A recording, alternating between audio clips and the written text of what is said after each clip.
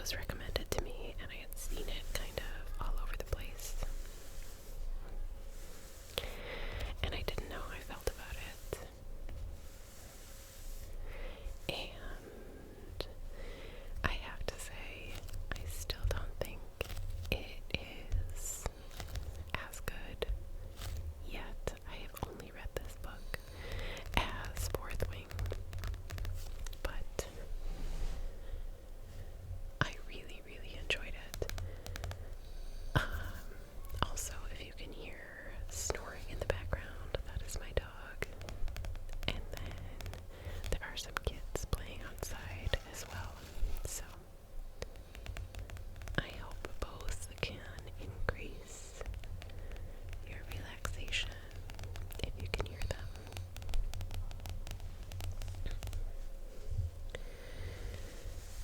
So I will say that this took me a while to understand what the hype was about. Several hundred pages, I would say. Really, like, if you've read it, it took, for me, until she went under the mountain, for me to enjoy this book. It's not that I wasn't enjoying it before, but I was just kind of like, I didn't have like a big drive to pick it up. I was like curious about what was going to happen, but I didn't feel like the character development was like super strong. I didn't really understand why Feyre was like so in love with Tamlin.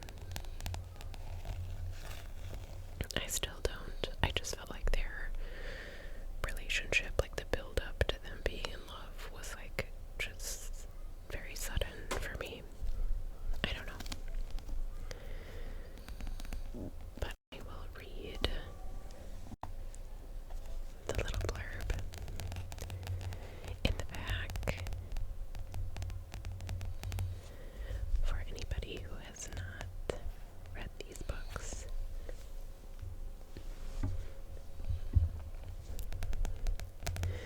So, from #1 New York Times bestselling author Sarah J. Maas comes a seductive, breathtaking book that blends romance, adventure, and fairy lore into an unforgettable read.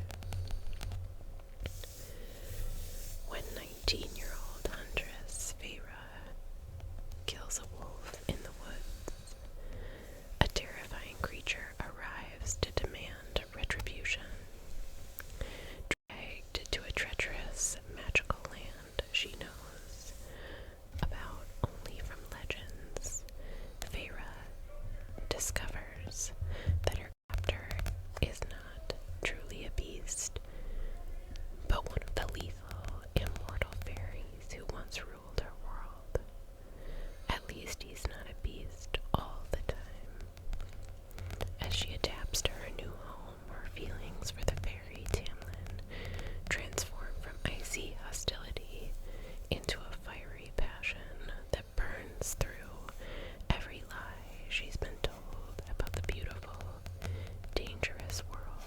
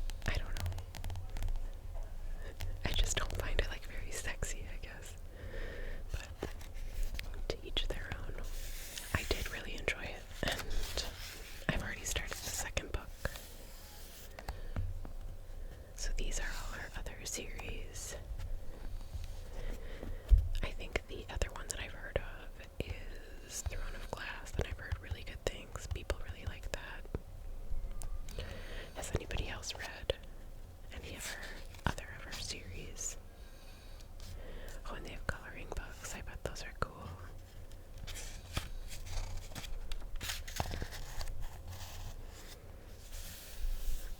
Sweet. For Josh, because you would go under the mountain for me. I love you.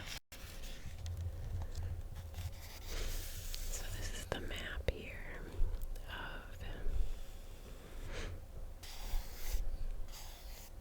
Brythian. Then this was helpful for me. It looks like the mortal lands are relatively, well, I guess we can't see them all, but then this is the fairy realm up above. And then over here you have oh, actually you do see it. So yeah, the mortal lands are pretty small in comparison to the fairy lands. And then you have the wall and spring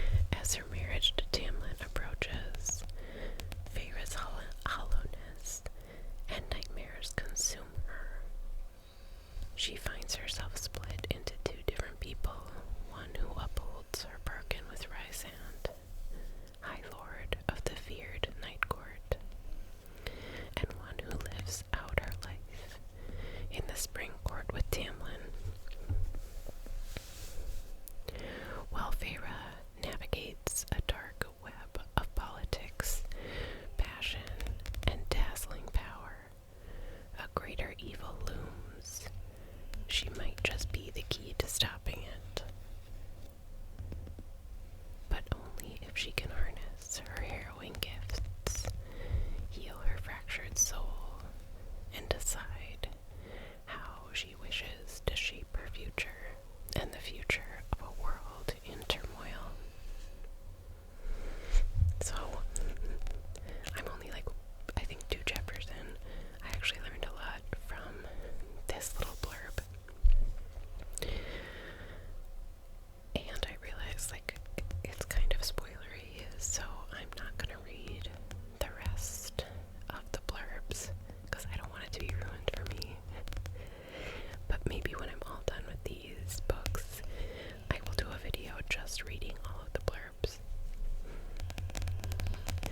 Let me know if that's something you'd be interested in.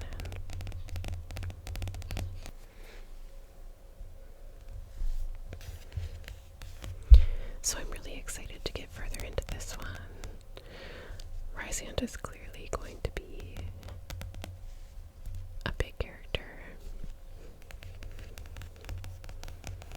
So I'm excited to see what happens, and you know, I'm getting like the sexy vibes from Rysand, so I feel like there could be some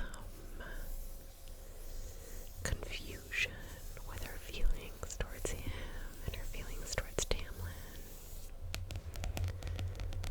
I don't know. We will see what happens, but I'm very excited.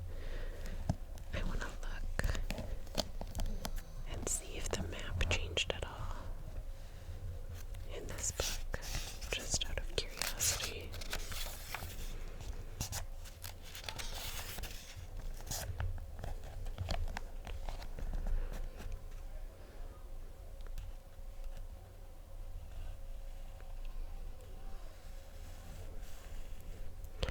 Did we have these little things? Valeris, the prison. Yeah, those don't